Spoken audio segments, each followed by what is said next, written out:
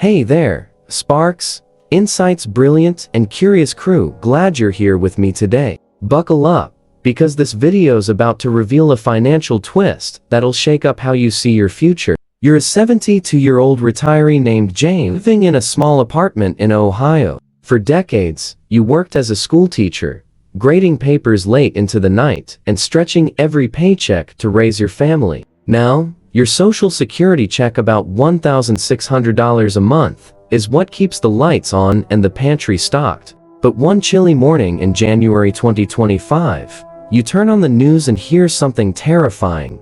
The government is planning to cut your benefits. Your heart sinks. How will you pay for your prescriptions? Will you have to skip meals? Then, just as the worry starts to settle in, a glimmer of hope emerges. The plan gets reversed. Today, we're unpacking this roller coaster of a story, why it matters to you, and what's at stake for the future. Social Security isn't just a program, it's a lifeline. Born in 1935 under Franklin D. Roosevelt's New Deal, it was a promise to Americans that their hard work would be rewarded with security in their later years. Today, it supports over 65 million people, retirees like Jane, individuals with disabilities, and families who've lost a breadwinner. The average monthly benefit hovers around $1,500, but for nearly a third of recipients, it's their only income. Funded by the payroll taxes you and I pay 6.2 from workers and employers alike, it's a system built on trust.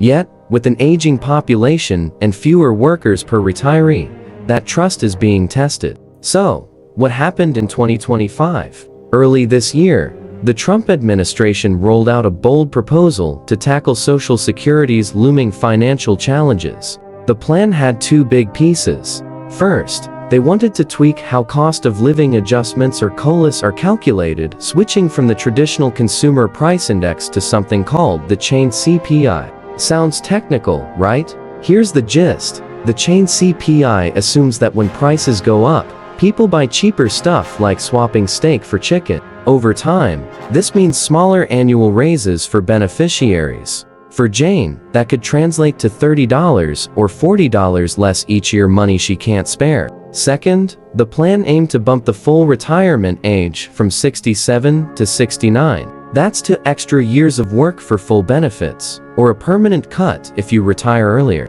The goal?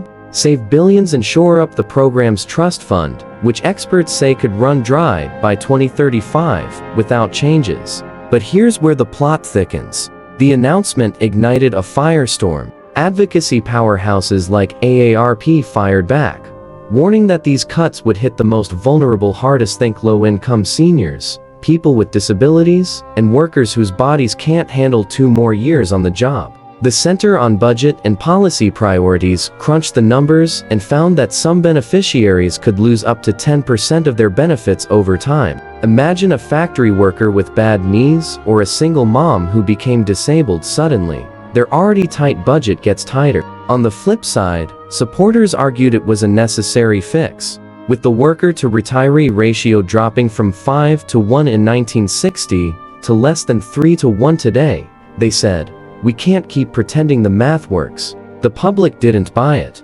By spring, protests erupted, seniors holding signs outside town halls, social media buzzing with hashtags like #SaveSocialSecurity. Polls showed 70% of Americans oppose the cuts, and even lawmakers from both parties started pushing back. A bipartisan group of senators sent a letter to the White House, pleading for a rethink. The pressure built until May 15, 2025, when the administration made a stunning U-turn. At a press conference, the president declared, "We've heard you loud and clear. We're scrapping these changes and going back to the drawing board." For Jane, it was like a weight lifted. She could breathe again, knowing her $1,600 wouldn't shrink. This reversal isn't just a feel-good moment. It's a wake-up call. Social Security's trust fund is still on track to deplete by 2035, meaning benefits could drop to 80% of what's promised unless Congress acts. Ideas are floating around lifting the $168,600 cap on taxable earnings, tweaking tax rates, or even exploring partial privatization. But whatever comes next, this saga proves one thing. When people speak up, Washington listens. Jane's story and millions like hers mattered. Let's bust some myths while we're here. Some say Social Security's going bankrupt. Not true, we'll still have payroll tax revenue, just not enough for full benefits without reform. Others think it's only for retirees. Wrong, about 30% of recipients are disabled workers or survivors, like a young widow with kids. And no, it's not a golden ticket to a comfy retirement. It replaces just 40% of most people's pre-retirement income. That's why this fight matters. So, what now?